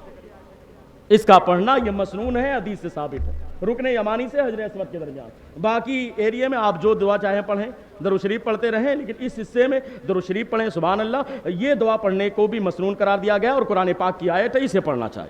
آپ حجر اسود کے قریب آئے, ایک چکر پورا ہو گیا. اسی طریقے سے آپ 7 چکر لگائیں گے. 7 چکر لگانے کے بعد آپ سامنے دیکھیں گے جہاں پہ حجر اسود پورا ہوتا ہے اسی سے تھوڑا سا پہلے دائیں جانب لائٹ لگی ہوگی اور لکھا رہے گا ٹو صفا مروہ الی المسا. صحیح کرنے کے لیے آپ ادھر جائیں. تو احرام باندھ لیا آپ نے, اب جو چیزیں بچنا ہے وہ چیزیں آپ کو خود ہی معلم رہیں گے، بتائیں گے کہ چیزوں سے بچنا ہے آپ کو احرام کی حالت میں. اور اس کے بعد خانہ کعبہ کا چکر لگانا ہے، جا کر کے صفا پہاڑی پر کھڑے ہوں گے، وہاں سے دعا کریں گے، خانہ کعبہ کی طرف دیکھ کر کے مروہ کی طرف جائیں گے، مروہ سے صفا آئیں گے، پھر صفا سے مروہ جائیں گے، 7 چکر مروہ پر پورا ہوگا. اس کے بعد آپ حلق بنوا لیجئے، پورا بال بنوا لیجئے یا بال چھوٹا کروا لیجئے، آپ احرام سے باہر ہو گئے، آپ کا عمرہ مکمل ہو. اب آپ کا عمرہ مکمل ہو گیا، آپ گئے تھے، آپ کا عمرہ تو ہو گیا. اب آپ دوبارہ عمرہ کرنا چاہیں اپنی طرف سے تو اپنی طرف سے کر لیجئے، اللہ توفیق دے تو آپ اپنی ماں کی طرف سے کر لیجئے، اپنے باپ کی طرف سے کر لیجئے، اپنے دادا کی طرف سے کر لیجئے. زندہ ہیں تب بھی کر سکتے ہیں، انتقال ہو گیا تب بھی کر سکتے ہیں. نیت کر لیں گے، اللہ اس عمرے کا ثواب آپ کے ماں باپ کو، دادا دادی کو عطا فرمائے. عمرہ مکمل ہو گیا. اب بس بات کو بڑی تیزی کے ساتھ میں ختم کر دوں، چونکہ میں بھی سمجھ سکتا ہوں کہ آپ لوگ کو تیاری بھی کرنی ہے اور عتیق بھائی کو سننا بھی ہے کہ نہیں. معاہدات صاحب بھی کافی تھکے آج محسوس ہو رہے ہیں، تو اس لیے ان کا بھی خیال مجھے رکھنا ہے. میں نے سوچا تھا 12 بجے میں نکل جاؤں گا، 12:15 بج چکے ہیں. اب ایک بات سن لیا، اس کے طفیل حج بھی خدا نے کرا دیے، اصل مراد حاضری اس پاک در کی ہے. اب تو آپ مکہ پہنچ گئے، سارا کام بتا دیا میں نے کیا کیا کرنا. اب آپ چاہے عمرہ کریں وہاں سے، پھر آپ کو عمرہ کرنا ہے تو اب آپ احرام ہوٹل میں نہیں باندھیں گے. باندھ سکتے ہیں، آپ نہا لیجئے، احرام پہن لیجئے، لیکن احرام اس وقت مانا جائے گا جب وہاں سے باہر نکلیے اور حرم سے باہر نکلیے، مسجد عائشہ جائیے، وہاں سے احرام کی نیت کر لیجئے، 2 رکعت نماز پڑھیے اور عمرے کی نیت کیجئے، تو اب آپ محرم کہلائیں گے، احرام والے پھر سے بن جائیں گے. اور چاہیں تو وہیں پر سسٹم ہے، وہیں پر حمام بنا ہوا ہے، وہیں جائیں آپ، وہیں پر باقاعدہ نہائیں، وہیں پر باقاعدہ آپ احرام پہنیں، وہیں پر 2 رکعت نماز پڑھ کر کے وہیں سے عمرے کی نیت کر لیجیے. آپ چلے جائیں جیرانہ بڑا عمرہ کرنے کے لیے، مسجد عائشہ سے آپ احرام باندھیں چھوٹا عمرہ کرنے کے لیے. اللہ آپ کو توفیق دے، آپ عمرہ کرتے رہیں، جتنا چاہیں اتنا عمرہ کرتے رہیں، طواف کرتے رہیں. اور خانہ کعبہ میں اس وقت وہاں پر جا کر کے طواف کرنا یہ سب سے بہترین عبادت ہے، سب سے بہترین عبادت ہے، چونکہ یہ موقع تو بار بار نہیں ملے گا نا. تو جتنا موقع ملا ہے خانہ کعبہ کا طواف آپ کرتے چلے جائیں، ثواب ہی ثواب لوٹتے چلے جائیں. طواف بھی آپ اپنے گھر والوں کی طرف سے کر سکتے ہیں، ضروری نہیں کہ پورا عمرہ کریں. آپ کسی کے نام سے طواف کر لیجئے، صرف 7 چکر لگا لیجئے، کسی کے نام سے آپ عمرہ کر لیجئے، جو اللہ آپ کو توفیق دے، جتنا آپ کر سکے کریں. اب جب آپ کا عمرہ مکمل ہو گیا، جتنے دن آپ کو اللہ نے توفیق دی، 6 دن 8 دن 9 دن 10 دن جو بھی آپ رہے، اب آپ مکے سے مدینہ گئے. جب مدینہ شریف آپ جائیں گے تو سیدھی سی بات ہے، تو آواز آ رہی نا، تو آواز تو سیم ہے. بریلی کے امام نے کہا تو حاجیوں بھی کہا، اور سمجھ لیجئے کہ عمرہ کرنے والوں سے بھی کہہ دیا، حاجیو آؤ شہنشاہ کا روزہ دیکھو، کعبہ تو دیکھ چکے، کعبے کا کعبہ دیکھو.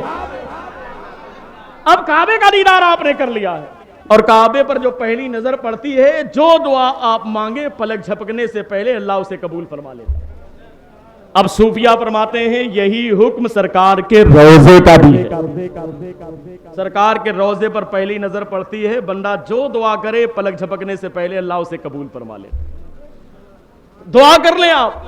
اب سرکار کے روزے پر آپ پہنچیں گے تو وہاں پر جانے کے بڑے آداب ہیں. پہلے سرکار کے روزے پر نہیں بلکہ مدینے کا گورنر اللہ نے، اس وقت اللہ کے محبوب نبی کریم صلی اللہ تعالی علیہ وسلم نے سرکار کے چچا حضرت حمزہ کو بنایا، جو باقاعدہ احد کے میدان میں تشریف فرما.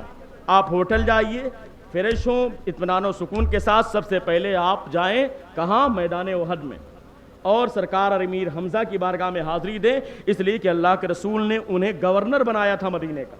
آپ ان کی بارگاہ میں حاضری دیں اور عرض کریں کہ آپ کی گورنری میں، آپ کے شہر میں آیا ہوں اور اجازت دے دیجیے. آپ وہاں حاضری دے کر اجازت دے کر کے پھر سرکار کی بارگاہ میں آپ کو. کچھ لوگ بہت زیادہ تڑپتے ہیں، تو تڑپنے کا یہ مطلب نہیں ہے آپ گئے ہیں بالکل تھکے ماندے ہیں اور وہاں پر پہنچ گئے، یہ انداز نہیں ہے. بلکہ آپ جائیں، جانے کے بعد پہلے آرام کریں، آرام کرنے کے بعد اٹھیں، غسل کریں، اچھا لباس پہنیں، خوشبو لگائیں، تیار ہو کر کے پھر بارگاہ میں حاضری دیں، بالکل تر و تازہ ہو کر کے. اس لیے کہ سیدھی سی بات ہے، یہ تو بڑی قسمت کی بات ہے نا. اگر آپ کو اندازہ نہ ہو کیسے تیار ہونا چاہیے، تو آپ کے محلے میں کونوں کا انتقال ہو جائے تو دیکھو کتنی تیاری ہوتی ہے. مرنے کے بعد جو تیاری ہوتی ہے، کیوں بھائی؟ کیوں؟ بہترین ملا جا رہا ہے، رگڑا جا رہا ہے، سرما لگایا جا رہا ہے، عطر لگایا جا رہا ہے، نیا لباس پہنایا جا رہا ہے. کیوں؟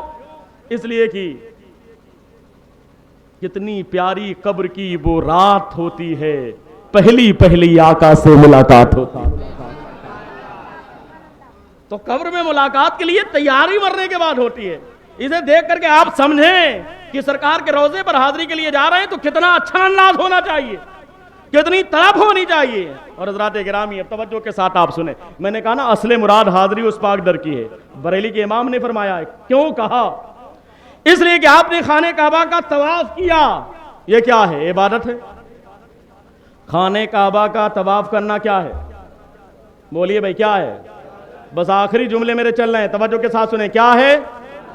खाने काबा का तवाफ करना इबादत, इहराम पहनना इबादत, खाने काबा का तवाफ करना इबादत, मकाम इब्राहिम पर खड़े होकर के 2 रकात नफिल नमाज पढ़ना इबादत, हतीम के अंदर जाकर के दुआ करना इबादत, रुकन यमानी को चूमना इबादत, हजर अस्वद को चूमना इबादत, मकाम सफा पर, सफा पहाड़ी पर खड़े होना इबादत, सफा मरवा के दरमियान चक्कर लगाना इबादत, दोनों पत्थरों के दरमियान, दोनों लाइट के दरमियान, हरी लाइट के दरमियान सफा मरवा में तेजी के साथ दौड़ना, यह भी इबादत, सफा के बाद मरवा पहाड़ी पर बैठना और वहां पर दुआ करना, यह भी इबादत, और उसके बाद बाकायदा हल्क करवाना, यह भी इबादत। आप मस्जिद आयशा गए, दोबारा आपने इहराम बांधा, यह भी इबादत। ये सारी इबादतें मक्के में जब तक आप हैं, क्या कर रहे हैं? आप क्या कर रहे हैं? इबादत कर रहे हैं। तवाफ कर रहे हैं तो भी इबादत हो रही, उमरा कर रहे हैं तो इबादत हो रही, मकाम इब्राहिम पर खड़े हैं तो इबादत हो रही, हतीम के अंदर है तब भी इबादत है, खाने काबा को चूमा तब भी इबादत है, खाने काबा को देखा तब भी इबादत है, मस्जिद आयशा में नमाज पढ़ी तब भी इबादत है, मकाम सफा पर खड़े हुए तब भी इबादत है, मकाम मरवा पर खड़े हुए तब भी इबादत है, दोनों के दरमियान दौड़े तब भी इबादत है, आपने हल्क करवाया तब भी इबादत है। सारी इबादत के काम आपने कर लिए, लेकिन दुनिया में कोई माई का लाल पैदा नहीं हुआ जो इबादत करने के बाद ये कहे कि मैंने उमरा किया और मेरा उमरा कबूल हो गया। नहीं दावा कर सकते। आप यही कहेंगे मैंने उमरा किया है, मौला तू उसे कबूल फरमा ले। उम्मीद है रब की जात, उम्मीद है रब की बारगाह में कि मौला इबादत में करने वाला मैं गुनहगार स्याकार बदकार हूं, मैं आया हूं इबादत करने के लिए टूटे दिल के साथ, बड़ी आरज़ू के साथ, बड़ी तमन्ना के साथ, मौला मेरी इबादतों को कबूल फरमा ले। लेकिन बंदा ये चैलेंज नहीं कर सकता, कोई बंदा ये दावा नहीं कर सकता कि मैंने इबादत किया है, मेरा उमरा कबूल हो गया है, मेरा हज कबूल हो गया है। कोई बंदा ये दावा नहीं कर सकता। कर सकता है भाई? उम्मीद रखेंगे। ला तकनतू मिन रहमतिल्लाह, अल्लाह की रहमत से ना उम्मीद मत हो। तो अल्लाह की रहमत से उम्मीद लगाए, मौला मैंने तो उमरा किया है, कबूल करना ना करना तेरा काम। हम मस्जिद में गए, नमाज हमने पढ़ लिया, लेकिन दावा नहीं है कि ऐशा पढ़ी है कबूल हो गई। नहीं, ऐ मौला तू कबूल फरमा ले। करना हमारा काम है, कबूल करना ये रब का काम है। वो करे या ना करे ये उसके अपने कर्म की बात है। वो चाहे तो कर्म करे, वो कबूल कर ले ये कर्म की बात है, ना करे तो ये इसके अदल की बात है। क्योंकि नमाज तो नमाज की तरह हम पढ़ते ही नहीं कि ये कहा जाए कि कबूल हो जाए। कबूल कर ले तो ये अल्लाह का फजल, उसका करम है। और दुनिया में कोई भी बंदा जन्नत में जाएगा तो अल्लाह के फजल की बुनियाद पर जन्नत में जाएगा, अल्लाह के करम की बुनियाद पर जन्नत में जाएगा। अगर अल्लाह इंसाफ फरमाएगा तो कोई दुनिया का इंसान जन्नत में जा ही नहीं सकता। जितनी नेमतें उसने अता की हमें, हम तो उसके बराबर में शुक्रिया भी अदा नहीं करते। सिर्फ कार्बन डाइऑक्साइड को हमने बाहर निकाला, ऑक्सीजन को अंदर लिया, सांस लेने में 2 नेमतें हमें मिली। अगर 2 नेमतों में से एक नेमत रुक जाए तो इंसान की जिंदगी रुक जाए। कार्बन डाइऑक्साइड बाहर ना निकले इंसान मर जाएगा, ऑक्सीजन अंदर ना जाए तो इंसान मर जाएगा। थोड़ा थोड़ा जाने लगता है तो फौरन बड़े बड़े डॉक्टर पता नहीं क्या क्या लगा देते हैं, आईसीयू में ले जाकर बड़ा बड़ा बक्सा लगा देते हैं ताकि ऑक्सीजन जाता रहे। ऑक्सीजन ना जाए तो आदमी मर जाए। और ये फ्री फंड में बाहर में ऑक्सीजन लेते हैं, इसलिए हमको इसका एहसास नहीं होता। सांस लेने में अल्लाह की इतनी अजीम 2 नेमतें हैं, लेकिन क्या सांस लेने के दरमियान हम अल्लाह का शुक्र अदा करते हैं? वहीं तो 2 नेमत अल्लाह ला तुसूहा, अगर तुम अल्लाह की नेमतों को गिनो तो तुम शुमार नहीं कर सकते। कितनी नेमतें उसने अता की। तो हमने उमरा किया, हमने इबादत की, लेकिन कबूल हुई कि नहीं हुई गारंटी? गारंटी नहीं। अब तवज्जो के साथ जो आखिरी जुमला है तवज्जो के साथ सुने। खाने काबा का तवाफ इबादत है, सफा मरवा की सही इबादत है, हजर अस्वद को चूमना इबादत है, हतीम के अंदर जाकर के इबादत करना इबादत है, मस्जिद आयशा से इहराम बांधना इबादत है, مسجد جیرانا سے جا کر کے بڑے عمرے کا احرام باندھنا عبادت ہے, عمرہ کرنا عبادت ہے, حج کرنا عبادت ہے, لیکن گارنٹی نہیں قبول ہے کہ نہیں ہے, کوئی گارنٹی نہیں. لیکن حضرات گرامی جب تو بندہ مکے میں رہا, خانہ کعبہ کا طواف کرتا رہا, حجر اسود کو چومتا رہا, مقام ابراہیم پر نماز پڑھتا رہا, حتیم کے اندر عبادت کرتا رہا, میزاب کے نیچے نہاتا رہا, میزاب رحمت میں نہاتا رہا, مسجد عائشہ سے احرام باندھتا رہا, صفا مروہ کے چکر لگاتا رہا, ہر جگہ پر عبادت و ریاض کرتا رہا, لیکن قبولیت کی گارنٹی نہیں. لیکن جب وہی بندہ مکے سے نکل کر مدینہ کی شہری سرحدوں میں داخل ہوتا ہے, اور جیسے ہی اس بندے کی نظر سرکار کے روضے پر پڑتی ہے, سرکار کے گنبد پر پڑتی ہے, من سارا قبری وجلت لہو شفاعتی, جس نے میرے مزار کی زیارت کر لی اس پر میری شفاعت جاری ہو گئی. یہ حدیث پاک ثابت ہو جاتی ہے, اس کا عمرہ بھی قبول ہو جاتا ہے, اس کی عبادت بھی قبول ہو جاتی ہے, وہ بندہ جنتی ہو جاتا ہے. اس لیے کہ من زارا قبری وجبت لہو شفاعتی, جس نے میرے مزار کی زیارت کر لی, اللہ کے رسول صلی اللہ تعالی وسلم ارشاد فرماتے ہیں اس پر میری شفاعت واجب ہو گئی. اب جب شفاعت واجب ہوگی تو سمجھ لو اس کے صدقے میں سب قبول ہو گئے, عمرہ بھی قبول, طواف بھی قبول, حجر اسود کا چومنا بھی قبول, مسجد عائشہ کا احرام بھی قبول, لکھنؤ کا احرام بھی قبول, یہ گھر کی محفل بھی قبول, سب قبول. اس لیے بریلی کے امام نے کہا اس کے طفیل حج بھی خدا نے کرا دیے, اصل مراد حاضری اس پاک در کی ہے. چونکہ بندہ عبادت کرے مکے میں, لیکن ان عبادتوں پر مہر باقاعدہ مدینے میں جا کر لگتی ہے. قبولیت کی مہر ہی سرکار کے روضے پر لگتی ہے. اب وہاں پر جب آپ پہنچیں تو بالکل ادب کے ساتھ حاضری دیں. کیوں؟ اس لیے کہ لا ترفعوا اصواتکم فوق صوت النبی, آپ اپنی آواز کو نبی کی آواز پر بلند نہ کریں. یہ آیت نازل ہوئی صحابہ کے لیے, یہ حکم قیامت تک باقی. وہاں جانے کے بعد بہت زیادہ محبت تو ہو, لیکن ادب کا خیال ہو, ادب کا دامن نہ چھوٹے کہ وہاں جا کر کے بہت تیز آپ رونے لگے, چلانے لگے, یا وہاں پر سیکورٹی کہتی جلدی سے آگے بڑھو تو آپ اس سے لڑنے لگے جالی کے سامنے, سنہری جالی کے سامنے. یہ طریقہ صحیح نہیں ہے. صوفیہ فرماتے ہیں باب السلام سے داخل ہوں, سامنے سے آپ جائیں, جانے کے بعد ادب کے ساتھ سلام پیش کریں, جتنی جلدی ہو سکے وہاں سے باہر نکل جائیں, پھر جہاں سے آپ کو گنبد نظر آئے وہاں جا کر کے بیٹھ کر یا کھڑے ہو کر کے خوب ادب سے آپ نعت پڑھیں, سلام پڑھیں, درود پاک پڑھیں, دعا کریں. آپ دور سے بیٹھ کر کے ادب کے ساتھ جو کرنا ہے کریں. کیوں؟ اس لیے ادب گاہ ہیست زیر آسماں از عرش نازک تر, نفس گم کردمی آیت جنید و بایزیدی جاں. ولایت کے تاجدار جنید اور بایزید جیسے امام بھی جب اس مقام پر کھڑے ہوتے تو اپنی سانسوں کو روک لیتے کہ کہیں سانس لینے کی وجہ سے اس مقام ادب میں بے ادبی نہ ہو جائے. اب بتائیے اتنے بڑے لوگ سانس کو روک لیتے, تو ہمارا حال کیا ہے؟ اور میں اس لیے کہتا ہوں صوفیہ کے طریقے پر میں خود بھی عمل کرتا ہوں اور آپ سے بھی گزارش ہے. کیوں؟ اس لیے کہ ہم وہاں پر کھڑے ہوں گے, سلام پڑھیں یا دعا کریں, کچھ بھی کریں, لیکن گارنٹی نہیں ہے کہ آپ کا دماغ وہیں پر رہے گا, ہے کہ نہیں؟ اس لیے بریلی کے امام نے کہا نا جب وہاں جائیے تو بالکل توجہ ہو, جانو دل ہوش و خرد سب تو مدینے پہنچے, تم نہیں چلتے رضا سارا تو سامان گیا, وہاں سب پر حاضر ہو, لیکن ہم لوگوں سے ہو نہیں پاتا. ہم تو قاری صاحب کے پیچھے جب کھڑے ہوتے ہیں عشاء میں تب بھی عالم یہ ہوتا ہے کہ معلوم پڑا کہ پہلی رکعت میں اللہ بہتر جانے کہاں دماغ پہنچ گیا, دوسری رکعت میں دوسری طرف, تیسری رکعت میں تیسری طرف, چوتھی رکعت میں چوتھی طرف ہوتا ہے. تو ہمارا ذہن تو ایسا ہے, ہمارا حال تو یہ ہے جب نماز میں رب کے سامنے ہم کھڑے ہوں تو حال یہ ہے کہ دماغ ادھر ادھر چلا جائے. وہاں پر بھی آپ کھڑے ہیں, دماغ ادھر ادھر چلا گیا, صوفیہ فرماتے ہیں یہ بھی اس مقام کی بے ادبی ہے. آپ وہاں پر ہے, دماغ کہیں بھی چلا گیا, اب دماغ تو دماغ پتہ نہیں کہاں چلا جائے. آپ سمجھ سکتے ہیں ہر آدمی کے ساتھ ہوتا ہوگا نا, دماغ کہاں پہنچ جاتا, اور کتنے لوگ تو پہنچا دیتے ہیں, ہے کہ نہیں؟ کتنے لوگ پہنچا دیتے ہیں. چونکہ ایک جگہ ایک امام صاحب نماز پڑھا رہے تھے, بہت اچھی بات مجھے یاد آ گئی. تو امام صاحب نماز پڑھا رہے تھے اور ایک حاجی صاحب تھے, ان کی بڑا اچھا بزنس تھا, کپڑے کا کاروبار تھا ان کا. تو وہ نماز پڑھنے کے لیے آتے تھے, اب نماز پڑھنے کے لیے آئے تو ایک دن امام صاحب نے اتفاق سے 3 ہی رکعت پہ سلام پھیر دیا. تو सलाम जब फेर दिया तो कुछ लोगों ने कहा कि कितनी 3 ही रकात आपने पढ़ाई, कहा नहीं 4 पढ़ाई, कहा कई रकात पढ़ाई। अब कई लोग बोलने लगते हैं, कुछ लोग पशोपेश में रहते हैं, कभी कभी तो होता है कि नमाज हो गई, दुआ हो गई, बाद में कहा कि यार 3 हुई कि 4 हुई। इमाम भी फंसे रहते हैं, मुक्तदी भी फंसे रहते हैं, सबका दिमाग है, इंसान है भाई, होता है। हादी साहब खड़े हो गए बड़े दावे के साथ, कहा नहीं 3 रकात हुई। कहा क्यों भाई?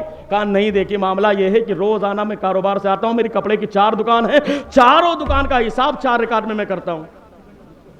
आज 3 रकात में 3 ही दुकान का हिसाब कर पाया था, सलाम फेर दिया इमाम साहब ने। पक्का है, मुझसे गलती नहीं हो सकती, रोजाना 4 दुकान का हिसाब करता हूं, चौथी का हिसाब कर ही नहीं पाया था, इमाम ने सलाम फेर दिया, इसलिए पता ये चला कि इमाम साहब ने 3 ही रकात इशा में पढ़ाया। ये हाल है हमारी नमाज़ों। सही बात, अगर आप खुद तवज्जो दें तो कौन यहां पर हम हुए कि तुम हुए कि मीर हुए, सब उसी जुर्म के असीर हुए। कौन कहेगा नहीं हम नमाज पढ़ते हैं तो नहीं, हमारा दिमाग कहीं कभी जाता ही नहीं। लेकिन एक तरीका बताया बरेली के इमाम ने, इमाम इश्क मोहब्बत आला हजरत इमाम अहमद रजा खान फाजले बरेली भी फरमाते हैं, जब नमाज के लिए खड़े हो, नाफ के नीचे जो हाथ बांधने का हुक्म है इसीलिए है कि नाफ के नीचे एक नस है जिसका ताल्लुक शहवत से होता है। जब आप नियत बांधें तो थोड़ा सा दबाव के साथ बांधें, यानी तेजी के साथ दबाव के साथ बांधें। जब उस पर हाथ दबा रहेगा, हाथ की बुनियाद पर वो नस दबी रहेगी, तो इससे आपका जहन नमाज में इधर उधर नहीं जाएगा। तो कोशिश करें कि नाक के नीचे बांधें तो इसे खाली रख ना लें, थोड़ा सा दबाव के साथ बांधें ताकि नस दबी रहे, तो जहन इधर उधर कम जाएगा। और इसका प्रैक्टिकली तौर पर आप अंदाजा करना चाहते हैं तो करके देख लीजिए, इंशाअल्लाह ताला इसका फायदा मिलेगा। हज़रात किराम, तो इसलिए हुक्म यह है कि जब हमारा जहन यहां भटक जाता है तो वहां भी भटक सकता है। जब वहां भटक सकता है, सूफिया फरमाते हैं अगर जहन में इंडिया का ख्याल आ गया, दुकान का ख्याल आ गया, किसी का ख्याल आ गया, कहां पर खड़े हैं आप हैं कहां पर, है कि नहीं? और कोई जरूरी नहीं आप सलाम पेश करके बाहर चले आए, वहीं पर रहिए। पीर नसीरुद्दीन नसीर की जुबान में कहिए, शर्मे सिया से नहीं सामने जाया जाता, शर्मे इसिया से, गुनाहों की शर्म की वजह से, या रसूल अल्लाह शर्मे इसिया से नहीं सामने जाया जाता। आका ये भी क्या कम है कि तेरे शहर में आए हुए हैं, ये भी क्या कम है कि तेरे शहर में आए हुए हैं। या रसूल अल्लाह आपके शहर में आ गए, यही हमारे लिए बड़ी बात। तो सामने जाने की हिम्मत सबके बस की बात नहीं होती। नॉर्मल आदमी होता है, अगर शागिर्द कोई गुस्ताखी कर दे या गलती कर दे तो उस्ताद का सामना नहीं करता है। बेटा गलती कर ले तो बाप का सामना नहीं करता है। हम तो गुनहगार उम्मती हैं, सरकार का सामना कैसे कर सकते हैं? वो मुआजहा है, बिल्कुल सामना है। इसलिए सूफिया फरमाते हैं जाइए सलाम पेश करके बाहर निकल जाइए, दूर जा करके बिल्कुल मुजरिम की तरह, गुनाहों पर शर्मिंदा हो करके बिल्कुल अदब के साथ अल्लाह के रसूल की बारगाह में सलाम पेश करें और सरकार के वसीले से अल्लाह की बारगाह में दुआ करें, तो अल्लाह रब्बुल इज़्ज़त आपकी इबादतों को भी कबूल फरमाएगा और सरकार के सदक़े में हमारे गुनाहों को भी माफ़ फरमा देगा। तो इसलिए अदब का ख्याल रखें, जितना अदब करेंगे उतना नवाजे जाएंगे, अगर बेअदबी होगी तो लेने के देने पड़ जाएंगे। इसलिए कि बरेली के इमाम ने कहा था, हरम की जमीन और कदम रख के चलना, अरे सर का मौका है हो जाने वाला, अरे सर का मौका है हो जाने वाला। हज़रात किरामी शान बड़ी निराली है। और सरकार के रोज़े की बात तो कहने वाले ने कहा था बहुत बुलंद है, मीनारे गुंबदे खजरा जमीन पे होते हुए आसमान लगता है। हमें कितने खुशनसीब हैं, हम कितने खुशनसीब हैं आप कि आप जाएंगे सुबह भी हाजिरी देंगे, शाम में हाजिरी देंगे। और कितने लोग वहां जाते हैं तो खाली पिकनिक मनाने की तरह घूमने लगते हैं, कितने लोग जाते हैं खाली सेल्फी के चक्कर में पड़े रहते हैं। इन सब चीज़ों से बचिए, जितना हो सके सरकार की बारगाह में रहें, मस्जिद नबवी शरीफ में नमाज पढ़ें, इबादत करें। एक वक्त की नमाज पढ़ेंगे 50,000 का सवाब मिलेगा। ज़्यादा से ज़्यादा नमाज पढ़ें आप, होटल पे कम वक्त गुजारें, वरना कितने लोग सिर्फ खाने के चक्कर में, सोने के चक्कर में और शॉपिंग के चक्कर में लगे रहते हैं। फोन करते हैं बाकायदा, पोते से बात करेंगे, नवासे से बात करेंगे, तुमको क्या लाना है, तुम्हारे लिए क्या चाहिए। अरे भैया तमाशा करने नहीं गए हैं आपको बरकत के लिए लाना है, खजूर लेकर के आइए, आब जमजम लेकर के आइए। मदीने और मक्के की सरजमीन का सबसे बड़ा तोहफा तो यही है कि नहीं। बाकी जो लेना है ले लीजिएगा, लेकिन थोड़ा सा टाइम दीजिए, फालतू ज्यादा वक्त ज़ाया ना कीजिए। क्यों? इसलिए कि अल्लाह ने करम किया है तो आपको ये खुशनसीबी के साथ मौका मिला, दोबारा मौका मिले कि ना मिले, इसलिए मौके का फायदा उठाइए, ज्यादा वक्त वहीं गुजारें। زیادہ وقت وہیں گزاریے، زیادہ زیادہ عبادت کیجئے، مسجد نبوی میں رہیے، وہیں پر عبادت کیجئے، قرآن پاک کی تلاوت کیجئے، درود پاک کی کثرت کیجئے، یہ کام کیجئے تاکہ ہمارا وہاں پر جانا قاعدے سے اصول ہو جائے، ہے کہ نہیں؟ صرف یہ نہیں کہ جائے آپ چلے آئیں۔ اور آپ خوش نصیب کیوں ہیں؟ اس لیے کہ یار خانہ کعبہ کے بعد روضہ رسول ایسی جگہ ہے، اللہ کے رسول کا روضہ تو ایسی جگہ ہے کہ وہاں پر صبح میں 70,000 فرشتے، سبحان اللہ کہہ دی اور بلند آواز سے، اور شام میں 70,000 فرشتے، کتنا ہو گئے؟ 140، ٹھیک ہے؟ 70,000 فرشتے صبح، 70,000 فرشتے شام میں، اور جتنے فرشتے آ جاتے ہیں پھر دوبارہ ان فرشتوں کو کبھی موقع نہیں ملتا۔ ہم آپ تو خوش نصیب ہیں کہ صبح بھی حاضری، شام میں حاضری، رات میں حاضری، صبح حاضری، ہے کہ نہیں؟ کتنی خوش نصیبی کی بات ہے۔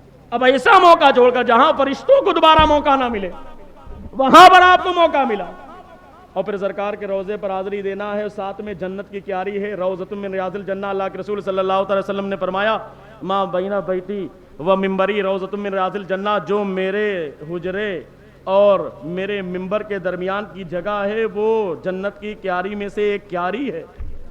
وہاں پر جانے کے لیے آپ کو باقاعدہ گروپ جو عمرہ کا ہوگا اس کی طرف سے پرمیشن ملے گی، باقاعدہ لے کے جائیں گے، آپ آدھے گھنٹے تک اندر رہیں گے آرام سے۔ پہلے تو 2 رکعت پڑھیے، سیکورٹی گارڈ بھگانے لگتے تھے، لیکن اب تو کیا ہے سسٹم ہوتا ہے، تقریباً 15 سے آدھا گھنٹہ، 15 منٹ سے لے کر آدھا گھنٹے تک ٹائم ہوتا ہے۔ آپ جائیں 2 رکعت، 4 رکعت، 8 رکعت نماز پڑھیں، وہ جگہ کیا ہے؟ جنت کی کیاری ہے، جنت کا ٹکڑا ہے۔ اب آپ سوچیں، آپ دنیا میں رہتے ہوئے سرکار کے روضے پر پہنچے، سمجھ لو آپ جنت میں چلے گئے۔ یہ میں نہیں کہہ رہا ہوں، یہ حدیث پاک میں لکھا ہے کہ وہ جنت کا ٹکڑا ہے۔ اس لیے پورے پورے مسجد نبوی کی جو قالین ہوتی ہے اس کا کلر الگ کلر ہوتا ہے، لیکن جو روضۃ من ریاض الجنہ جنت کی کیاری کا کلر ہے وہ دوسرا ہوتا ہے، اس کا کلر بھی بالکل گرین گرین رہتا ہے، لگتا ہے کیاری ہی ہے۔ وہاں آپ جائیں گے تو آپ کو دل سے لگے گا کہ جنت ہی میں آ گئے۔ اب یہ اللہ کے رسول کی زبان سے نکلا ہوا جملہ ہے تو غلط تو کوئی سوال ہی پیدا نہیں ہوا۔ آسمان آسمان سے زمین ہو جائے، زمین زمین سے آسمان ہو جائے، لیکن سرکار کی زبان سے نکلا ہوا جملہ بدل نہیں سکتا۔ کیوں؟ اس لیے کہ وہ جاہل ہیں جو سرکار کی زبان پر اعتراض کرے۔ وما ينطق عن الهوى ان هو الا وحی یوحی۔ اللہ نے قرآن پاک سورہ نجم میں آیت کریمہ نازل فرما دی، یہ میرے محبوب ہے، یہ اپنی طرف سے کچھ بھی نہیں بولتے، جو بولتے ہیں وہ اللہ کا کلام ہوا، وہ وحی الہی ہوتا ہے۔ تو وحی الہی کیا ہے؟ روضۃ من ریاض الجنہ، جنت کی کیاری میں آپ گئے ہیں، وہاں پر جائیں، موبائل میں ایپ لوڈ کر لیں گے آپ، باقاعدہ لوڈ کر لیں گے آپ، ایپ کئی طرح کی ہوتی ہے، اس میں آپ باقاعدہ ڈالیں گے اپنا عمرے کا نمبر تو آپ کو الگ سے بھی پرمیشن مل جائے گی، آپ چاہیں تو دوبارہ بھی چلے جائیں، ایک مرتبہ گروپ کے ساتھ جائیے، ایک مرتبہ وداؤٹ گروپ اکیلے چلے جائیے، یہ تو قسمت کی بات ہے۔ تو حضرات گرامی، ادب کا دامن نہ چھوڑے، با ادب با نصیب، بے ادب بے نصیب۔